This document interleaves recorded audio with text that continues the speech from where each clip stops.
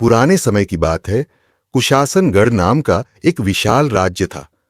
वहां की राजकुमारी मृगनयनी अपनी सुंदरता और बुद्धिमानी के लिए प्रसिद्ध थी, लेकिन वह एक रहस्य से घिरी हुई थी। हर पूर्णिमा की रात वह अचानक महल से गायब हो जाती थी और सूर्योदय से पहले लौट आती थी। राजा विक्रांत सिंह को जब यह बात पता चली तो उन्होंने राजकुमारी की हर गतिविधि पर नजर रखने के लिए सिपाहियों को तैनात कर दिया। लेकिन हैरानी की बात थी कि कोई भी यह नहीं देख पाता कि वह कहां जाती है। इसी राज्य में एक गरीब ग्वाला ईशान अपनी मां के साथ एक छोटे से गांव में रहता था। वह दिन भर अपनी गायों को चराता और रात को सितारों को देखते हुए सपने देखता। उसका एक ही सपना था, राजमहल के अंदर जाने का और एक दिन राजा बनने का। एक रात जब वह जंगल में अपनी गायों को हाँक रहा था तो उसे दूर से एक परछाई दिखाई दी। जब उसने ध्यान से देखा तो वह राजकुमारी मृगनयनी थी। वह चुपचाप जंगल की ओर जा रही थी, मानो किसी के बुलाने पर जा रही हो। ईशान को यह देखकर बहुत हैरानी हुई। राजकुमारी इतनी रात गए जंगल में अकेली क्या कर रही हैं? उसने सोचा। वह धीरे धीरे उनके पीछे जाने लगा, बिना आवाज किए। जंगल के बीचों बीच एक पुराना खंडहर नुमा महल था, जिसकी दीवारें टूटी हुई थीं और उस पर बेलों ने कब्जा कर लिया था। लेकिन जैसे ही राजकुमारी वहां पहुंची, महल अचानक सोने के किले में बदल गया। ईशान की आंखें फटी की फटी रह गईं। राजकुमारी ने जैसे ही महल के दरवाजे पर कदम रखा, वह अपने आप खुल गया और भीतर से एक रहस्यमयी आवाज आई, आओ मृगनयनी, तुम्हारा इंतजार था। ईशान को समझ नहीं आ रहा था कि यह सब क्या हो रहा है, लेकिन वह सच जानना चाहता था। जैसे ही राजकुमारी भीतर गई, वह हवा में तैरने लगी और अचानक उसका चेहरा बदलने लगा। अब वह कोई साधारण इंसान नहीं दिख रही थी। उसकी आंखें चमक रही थीं और उसके माथे पर एक अजीब सा निशान उभर आया था। तभी एक काला साया महल के भीतर से निकला। वह एक तांत्रिक था जो डरावना दिख रहा था। बस कुछ ही दिनों की बात है मृगनयनी, जैसे ही अगली पूर्णिमा आएगी तुम पूरी तरह मेरी शक्ति में आ जाओगी और राजा को मारकर मुझे राज सिंहासन सौंप दोगी। ईशान को अब समझ आया कि राजकुमारी किसी तांत्रिक के वश में थी। लेकिन यह शाप क्यों था और इसे कैसे तोड़ा जाए? ईशान चुपचाप अपनी जगह से निकला और तेजी से महल से बाहर भाग गया। मुझे राजा को यह सब बताना होगा। लेकिन जैसे ही वह महल से निकला, उसे महसूस हुआ कि उसके पैर जमीन में धंसने लगे। अरे, यह क्या हो रहा है? तभी तांत्रिक की आवाज आई, तुमने वह देख लिया जो नहीं देखना चाहिए था ग्वाले। अब तुम्हें जिंदा नहीं रहने दूंगा। ईशान ने अपनी पूरी ताकत लगाकर अपने पैर निकाले और महल से बाहर दौड़ पड़ा। ईशान जैसे तैसे महल पहुंचा और राजा को पूरी बात बताई। पहले तो राजा को यकीन नहीं हुआ, लेकिन जब उन्होंने अपनी गुप्त सेना को राजकुमारी का पीछा करने भेजा तो सच्चाई सामने आ गई। राजगुरु ने बताया कि यह तांत्रिक कई वर्षों पहले महल का एक रक्षक था, लेकिन उसने काले जादू का सहारा लिया और राज्य पर कब्जा करना चाहा। राजा ने उसे बंदी बनाकर जंगल में फेंक दिया, लेकिन मरने से पहले उसने राजकुमारी को शाप दे दिया कि वह पूर्णिमा की रात को उसकी गुलाम बन जाएगी। राजा ने पूछा, तो इसका तोड़ क्या है? राजगुरु बोले, अगर कोई सच्चे मन से राजकुमारी को इस श्राप से बचाने का प्रण ले और बिना किसी स्वार्थ के उसके लिए अपने प्राण तक न्योछावर करने को तैयार हो, तो यह शाप टूट सकता है। ईशान ने आगे बढ़कर कहा, मैं यह काम करूंगा। राजा चौंक गए। तुम एक गरीब ग्वाला? ईशान मुस्कुराया। सच्ची नीयत वाले की पहचान उसके कपड़ों से नहीं होती महाराज। राजा ने सिर हिलाया और कहा, अगर तुम यह कर सकते हो तो तुमसे बड़ा योद्धा कोई नहीं। अगली पूर्णिमा की रात जब राजकुमारी फिर से महल की ओर गई तो इस बार ईशान पहले से वहां छिपा हुआ था। जैसे ही राजकुमारी जादू के प्रभाव में आई, ईशान ने अपनी लकड़ी की बांसुरी निकाली और मधुर धुन बजाने लगा।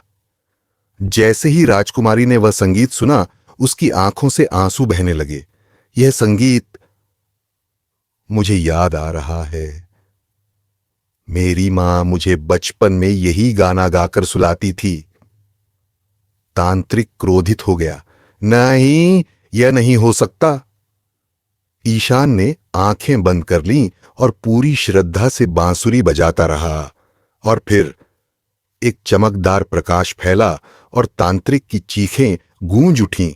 नहीं, मेरा जादू टूट रहा है। कुछ ही क्षणों में वह धूल में बदल गया और राजकुमारी पूरी तरह मुक्त हो गई। राजा ने ईशान को गले लगा लिया। तुमने जो किया वह कोई योद्धा भी नहीं कर सकता था। और फिर राजा ने घोषणा की, आज से ईशान सिर्फ एक ग्वाला नहीं बल्कि हमारा राजकुमार है। राजकुमारी मृगनयनी मुस्कुराई और बोली, अगर ईशान चाहे तो मैं उनसे विवाह के लिए तैयार हूं। ईशान ने झुककर कहा, मुझे राजमहल नहीं चाहिए राजकुमारी, मुझे बस अपने संगीत और गायों के साथ रहना पसंद है। राजा ने उसे सम्मानपूर्वक विदा किया और राज्य का महानायक घोषित किया। राज्य में चारों ओर ईशान की बहादुरी के चर्चे होने लगे, लेकिन ईशान के मन में अभी भी कुछ सवाल थे। अगर तांत्रिक मारा गया तो उसकी आत्मा कहां गई? वह इस रहस्य को जानने के लिए जंगल के उसी खंडहर नुमा महल में फिर से गया। वहां अब कुछ भी नहीं था, लेकिन एक दीवार पर एक पुराना ग्रंथ रखा था, जिस पर लिखा था, जो मुझे हराएगा वह खुद एक नई शक्ति को जन्म देगा। ईशान को यह देखकर झटका लगा। क्या यह जादू अभी भी जिंदा है? तभी एक हल्की हवा चली और ईशान को ऐसा महसूस हुआ कि कोई उसके पीछे खड़ा है। ईशान ने धीरे धीरे पीछे मुड़कर देखा, लेकिन वहां कोई नहीं था, परंतु हवा में एक अजीब सा कंपन था, जैसे कोई मौजूद हो पर दिखाई न दे रहा हो। तभी ग्रंथ के पन्ने अपने आप उलटने लगे और उसमें लिखे अक्षर लाल रंग से चमकने लगे। मैं मरा नहीं हूं ग्वाले, तुमने मुझे शरीर से मुक्त किया है, लेकिन अब मैं और भी शक्तिशाली बन गया हूं। यह जादू तुम्हें खत्म कर देगा। ईशान के दिल की धड़कन तेज हो गई। तो क्या तांत्रिक पूरी तरह नष्ट नहीं हुआ? अचानक दीवारों पर अजीब छायाएं नाचने लगीं और महल की जमीन दरकने लगी। ईशान को समझ नहीं आया कि अब क्या करे। उसने तुरंत वह ग्रंथ उठाया और उसे लेकर महल से बाहर भागा। ईशान ने राजमहल पहुंचकर वह ग्रंथ राजगुरु को दिया। राजगुरु ने ग्रंथ को ध्यान से देखा और उनके चेहरे पर चिंता की लकीरें उभर आईं। ईशान, यह बहुत बुरी खबर है। तांत्रिक की आत्मा अभी भी मुक्त है और वह किसी नए शरीर की तलाश में है। राजा ने चौंक कर पूछा, तो क्या वह फिर से हमला कर सकता है? राजगुरु बोले, हां, और इस बार वह और भी शक्तिशाली होगा। ईशान ने घबराकर पूछा, तो इसे रोकने का कोई तरीका है? राजगुरु ने गहरी सांस ली और कहा, एक ही तरीका है, इस ग्रंथ को अग्नि सरोवर में प्रवाहित करना। यह सरोवर एक प्राचीन शक्ति से जुड़ा है, जो किसी भी काले जादू को नष्ट कर सकता है, लेकिन वहां जाना आसान नहीं होगा। राजा ने ईशान के साथ अपने सबसे भरोसेमंद योद्धाओं को भेजा। वे सब घने जंगलों, ऊंचे पहाड़ों और खतरनाक घाटियों को पार करते हुए अग्नि सरोवर की ओर बढ़ने लगे। लेकिन जैसे ही वे सरोवर के पास पहुंचे, अचानक जमीन हिलने लगी। यह भूकंप कैसा? तभी सरोवर के पानी में एक विशाल काले धुएं का गुबार उठा और उसमें से तांत्रिक की परछाई उभर आई। मूर्खों, तुमने सोचा कि मुझे इतना आसानी से हरा दोगे? अब तांत्रिक पहले से भी ज्यादा खतरनाक था। तांत्रिक ने आसमान की ओर हाथ उठाया और चारों ओर घना अंधकार छा गया। राजा के सैनिक डरने लगे, लेकिन ईशान ने हिम्मत नहीं हारी।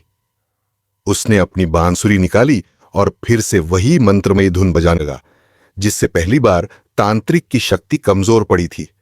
जैसे ही धुन गूंजने लगी, तांत्रिक की परछाई कांपने लगी।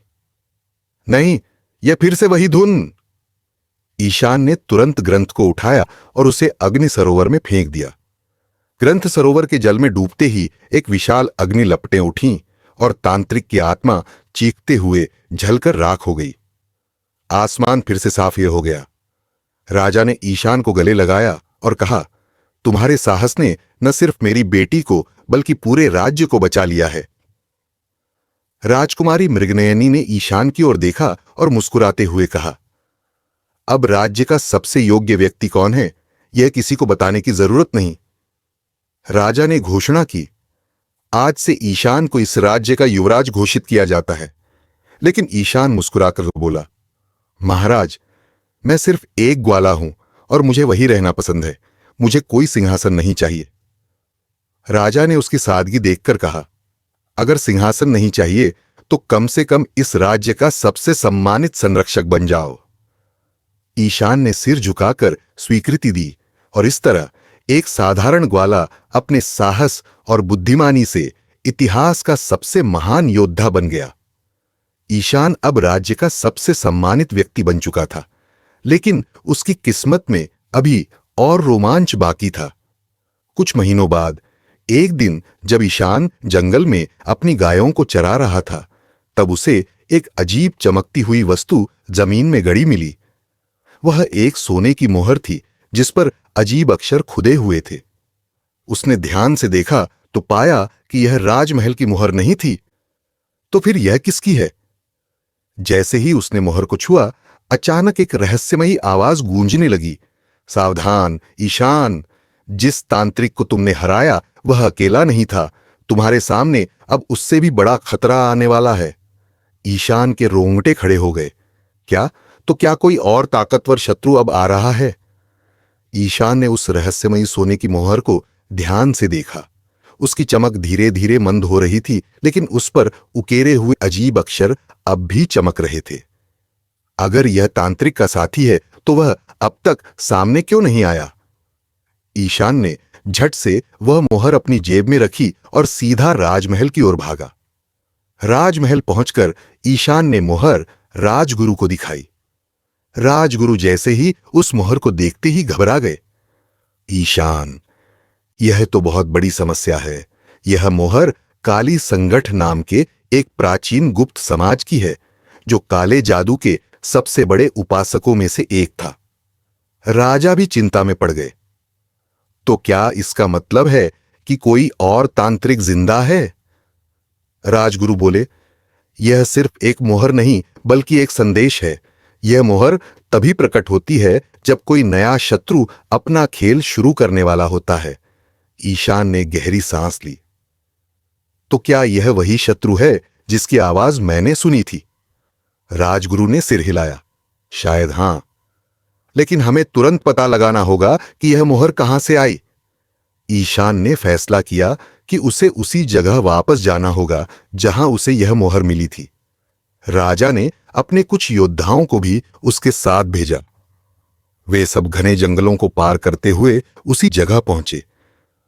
लेकिन जब उन्होंने चारों ओर देखा तो जमीन पर कई और सोने की मोहरें बिखरी हुई थीं। यह क्या? तभी अचानक चारों तरफ की जमीन हिलने लगी और एक भयानक आवाज गूंजी, बहुत देर हो चुकी है ईशान। इस बार तुम्हारा सामना सिर्फ एक तांत्रिक से नहीं बल्कि पूरी काली संगठ से होगा। ईशान और उसके साथी डर के मारे पीछे हटने लगे। अब क्या होने वाला है? क्या हम किसी नई मुसीबत में फंस चुके हैं? जमीन में कंपन तेज होता जा रहा था। ईशान ने तलवार निकाल ली, लेकिन सामने कुछ भी दिखाई नहीं दे रहा था, बस अंधेरा। तभी अचानक एक काली आकृति जमीन से निकलकर हवा में तैरने लगी। ईशान, तुमने मेरे भाई को मारा था, अब तुम्हारी बारी है। ईशान चौंक गया। भाई? क्या मतलब? उस आकृति ने क्रोध से कहा, तांत्रिक नागर मेरी आत्मा का केवल एक हिस्सा था। असली शक्ति तो मैं हूं और अब तुम्हारी यह बहादुरी तुम्हें बहुत महंगी पड़ेगी। राजा के सैनिक घबरा गए। राजगुरु ने चिल्लाकर कहा, ईशान, यह कालपाश है, काले जादू की सबसे घातक आत्मा। इसे हराना आसान नहीं। ईशान ने हिम्मत नहीं हारी और पूछा, काली संगट आखिर क्या है? कालपाश ठहाका मारकर हंसने लगा। काली संगट कोई साधारण समूह नहीं, यह उन तांत्रिकों की शक्ति है जो हजारों सालों से इस धरती पर काले जादू को जिंदा रखे हुए हैं। और अब मैं तुम्हें उस दुनिया में ले जाने वाला हूं जहां से कोई लौटकर नहीं आया। ईशान ने तलवार को कसकर पकड़ा और बोला, मैंने पहले भी एक तांत्रिक को हराया है, तुम्हें भी हरा दूंगा। लेकिन जैसे ही उसने हमला करने की कोशिश की, उसकी तलवार अचानक हवा में गायब हो गई। सैनिकों की तलवारें भी गायब होने लगीं। राजगुरु ने कहा, यह हमें बिना अस्त्र शस्त्र के हराना चाहता है, लेकिन हमें हार नहीं माननी। तभी महल से एक घुड़सवार तेजी से दौड़ता हुआ आया। यह राजकुमारी मृगनयनी थी। उसके हाथ में एक चमकती हुई मणि थी। ईशान, यह मणि लो, यह तुम्हारी रक्षा करेगी। ईशान ने मणि पकड़ते ही महसूस किया कि उसके शरीर में एक नई ऊर्जा दौड़ने लगी है। अब खेल बदल चुका है। कालपाश गुर्राने लगा। यह कैसे हो सकता है? यह शक्ति कहां से आई? राजगुरु मुस्कुराए, यह शक्ति सत्य की है जो कभी अंधकार से हार नहीं सकती। ईशान ने मणि को जमीन पर रखा और अपने चारों ओर एक चक्र बना दिया। जैसे ही कालपाश ने उस पर हमला करने की कोशिश की, वह चक्र उसकी शक्ति को सोखने लगा। नहीं, यह नहीं हो सकता, ईशान ने जोर से कहा। अब समय आ गया है कि यह काला जादू हमेशा के लिए समाप्त हो। उसने मणि को हवा में उछाल दिया और वह आसमान में जाकर एक तेज रोशनी में बदल गई। जैसे ही रोशनी फैली, कालपाश चिल्लाया और जलकर राख हो गया। राजमहल में उत्सव मनाया गया। राजा ने ईशान से कहा, तुम सिर्फ एक ग्वाले नहीं, इस राज्य के सबसे बड़े रक्षक हो। राजकुमारी मृगनयनी मुस्कुराई और बोली, ईशान, अब तो तुम समझ ही गए होंगे कि तुम साधारण नहीं, बल्कि इस राज्य की सबसे अनमोल शक्ति हो। राजा ने घोषणा की, आज से ईशान को इस राज्य का संरक्षक घोषित किया जाता है। लेकिन ईशान मुस्कुराया और बोला, राजा साहब, मैं सिर्फ एक ग्वाला हूं और वही रहूंगा, लेकिन जब भी राज्य को मेरी जरूरत होगी, मैं हमेशा हाजिर रहूंगा। सब कुछ शांत हो चुका था। कालपाश का अंत हो गया था और राज्य में खुशी का माहौल था। लेकिन ईशान के मन में अब भी एक सवाल था। अगर काली संगट इतनी शक्तिशाली थी, तो क्या यह सच में पूरी तरह खत्म हो चुकी है? एक रात जब सब सो रहे थे, ईशान को फिर से वही रहस्यमयी आवाज सुनाई दी। तुमने सिर्फ एक परछाई को हराया है, असली खेल अब शुरू होगा। ईशान चौकन्ना हो गया। तो क्या कोई और खतरा आने वाला है? अगली सुबह ईशान ने फैसला किया कि उसे अपनी शंका का समाधान करना ही होगा। वह अकेले जंगल में उस जगह पहुंचा जहां उसे पहली बार सोने की मोहर मिली थी।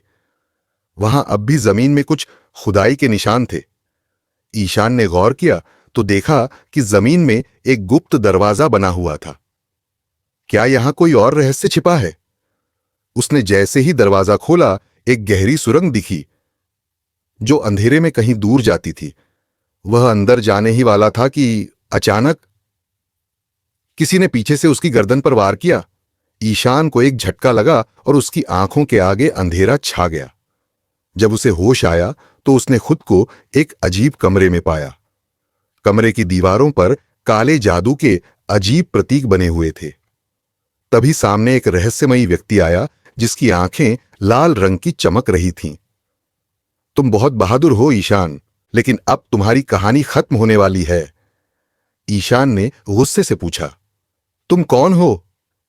वह व्यक्ति हंसने लगा, मैं ही काली संगट का असली उत्तराधिकारी हूं। अब ईशान को समझ आ गया, तो असली दुश्मन अब सामने आया है। ईशान ने उस रहस्यमयी व्यक्ति को गौर से देखा। उसकी आंखें सुर्ख लाल थीं और उसके चारों ओर एक अजीब काले धुएं की परछाई मंडरा रही थी।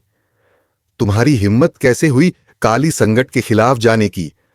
वह व्यक्ति गरजा। ईशान ने गहरी सांस ली और कहा, अगर तुम सच में इतने शक्तिशाली हो तो अब तक छुपे क्यों थे? उसने ठहाका लगाया, क्योंकि मैं तब तक इंतजार कर रहा था जब तक तुम नागर और कालपाश से भिड़ने में व्यस्त थे। अब जब तुमने उन्हें मिटा दिया है तो यह राज्य मेरी मुट्ठी में होगा। ईशान ने खुद को चारों ओर से घिरा पाया। कमरे के कोनों में 4 काले नकाबपोश खड़े थे, जिनके हाथों से नीले जादुई गोले निकल रहे थे। अब कोई तुम्हें बचाने नहीं आएगा। जैसे ही नकाबपोशों ने अपने जादुई हमले की ओर इशारा किया, ईशान ने अपनी जेब में कुछ टटोला। राजकुमारी मृगनयनी की दी हुई मणि। लेकिन जैसे ही उसने मणि निकालनी चाही, एक नकाबपोश ने झपट्टा मारकर उसे छीन लिया। अब तुम पूरी तरह बेबस हो गए हो। ईशान पहली बार थोड़ा घबराया, लेकिन उसने अपना संयम नहीं खोया। मुझे खुद पर भरोसा है और यही तुम्हारी सबसे बड़ी कमजोरी है। उसी समय राजमहल में अजीब घटनाएं घटने लगीं। राजगुरु ने देखा कि महल के चारों ओर एक काला घना बादल छा गया है। राजा चौंक कर बोले, यह कैसा अशुभ संकेत है। राजगुरु ने गहरी चिंता के साथ कहा, राजा साहब, हमें ईशान को जल्दी खोजना होगा। राजकुमारी मृगनयनी ने झट से अपने सैनिकों को बुलाया। हम अभी ईशान को ढूंढने निकलेंगे। ईशान अब चारों नकाबपोशों से अकेले भिड़ रहा था। उन्होंने जादुई हमले किए, लेकिन ईशान ने अपने तेज दिमाग और फुर्ती से उन्हें चकमा दे दिया। तभी ईशान ने दीवार पर बनी एक अजीब मूर्ति देखी। उस मूर्ति के हाथ में एक चमकती हुई तलवार थी। ईशान ने बिना समय गंवाए छलांग लगाई और उस तलवार को पकड़ लिया। जैसे ही तलवार उसके हाथ में आई, पूरा कमरा तेज रोशनी से भर गया। यह क्या हो रहा है? काली संगट का उत्तराधिकारी पीछे हट गया। नहीं, यह तलवार असली शक्ति की निशानी है। ईशान को अब समझ आ गया। यह तलवार ही वह अस्त्र है जिससे मैं इस अंधकार को हमेशा के लिए मिटा सकता हूं। अब आखिरी लड़ाई शुरू होने वाली थी। ईशान ने तलवार को कसकर पकड़ा। अब यह खेल खत्म होने वाला है। काली संगट का उत्तराधिकारी गुस्से में लाल हो गया। तुम मुझे नहीं हरा सकते ईशान, मैं शाश्वत अंधकार हूं। उसने अपनी दोनों हथेलियों को ऊपर उठाया और पूरा कमरा काले धुएं से भरने लगा। दीवारों से भयानक छायाएं निकलने लगीं जो चीख रही थीं। नकाबपोशों ने फिर से जादुई हमले करने शुरू कर दिए, लेकिन इस बार ईशान के पास दिव्य तलवार थी। जैसे ही एक नकाबपोश ने ईशान पर हमला किया, उसने तलवार घुमा दी। स्वाहा! तलवार की रोशनी से वह नकाबपोश झलकर राख बन गया। बाकी 3 नकाबपोश डरकर पीछे हट गए। राजगुरु ने कहा था कि यह प्राचीन तलवार सिर्फ उसे मिलेगी जो सच्चे मन से राज्य की रक्षा करना चाहता हो। ईशान को समझ आ गया, यह तलवार मेरी नहीं बल्कि सत्य की शक्ति है। उधर राजमहल में चारों तरफ हाहाकार मच गया था। काले बादलों से महल ढक चुका था और सैनिकों को कुछ भी दिखाई नहीं दे रहा था। राजा ने मृगनयनी से कहा, हमें जल्दी कुछ करना होगा। राजगुरु ने कहा, अगर ईशान की तलवार सही दिशा में चलेगी तो यह अंधकार खुद ब खुद मिट जाएगा। राजकुमारी मृगनयनी ने प्रार्थना शुरू कर दी, हे देव, ईशान की रक्षा करे। अध्याय 34 आखिरी टकराव। ईशान अब सीधा काली संगट के उत्तराधिकारी के सामने था। उसका पूरा शरीर काले जादू की लपटों से घिरा हुआ था। अगर मैं हार गया तो यह तलवार भी राख बन जाएगी। लेकिन ईशान ने तलवार को कसकर पकड़ लिया और कहा, नहीं, यह तलवार नष्ट नहीं हो सकती क्योंकि यह सत्य की शक्ति है। काली संगट का उत्तराधिकारी जोर से चिल्लाया और एक भारी काले बिजली के गोले को ईशान पर फेंका। ईशान ने तलवार से उसे काट दिया और तलवार की रोशनी पूरे कमरे में फैल गई। नहीं! उत्तराधिकारी ने चीख मारी और उसकी पूरी काली ऊर्जा हवा में घुलने लगी। वह धुएं में बदलकर हमेशा के लिए मिट गया। अध्याय 35 विजय का प्रकाश। जैसे ही उत्तराधिकारी मारा गया, अंधेरा हटने लगा। महल के ऊपर से काले बादल गायब हो गए। राजगुरु ने आकाश की ओर देखकर कहा, युद्ध समाप्त हुआ? ईशान ने तलवार को देखा।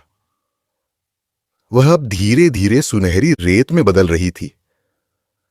राजमहल के सैनिक भागकर आए और बोले, ईशान जिंदा है, उसने हमें बचा लिया। राजा ने ईशान को गले लगा लिया और बोले, तुम सिर्फ एक ग्वाले नहीं बल्कि हमारे राज्य के सबसे बड़े रक्षक हो। राजकुमारी मृगनयनी की आंखों में चमक थी। तुमने असंभव को संभव कर दिखाया, ईशान। कुछ दिनों बाद राज्य में एक भव्य उत्सव मनाया गया। राजा ने घोषणा की, आज से ईशान को राज्य संरक्षक की उपाधि दी जाती है। लेकिन ईशान मुस्कुराया और कहा, राजा साहब, मैं सिर्फ एक ग्वाला हूं और वही रहूंगा, लेकिन जब भी राज्य को मेरी जरूरत होगी मैं हमेशा हाजिर रहूंगा। राजा और मृगनयनी ने गर्व से उसकी ओर देखा। अब राज्य पर फिर से शांति का राज था। लेकिन ईशान जानता था, सत्य और असत्य की यह लड़ाई कभी खत्म नहीं होगी। जब भी कोई नया अंधकार उठेगा, मैं फिर से लड़ने के लिए तैयार रहूंगा।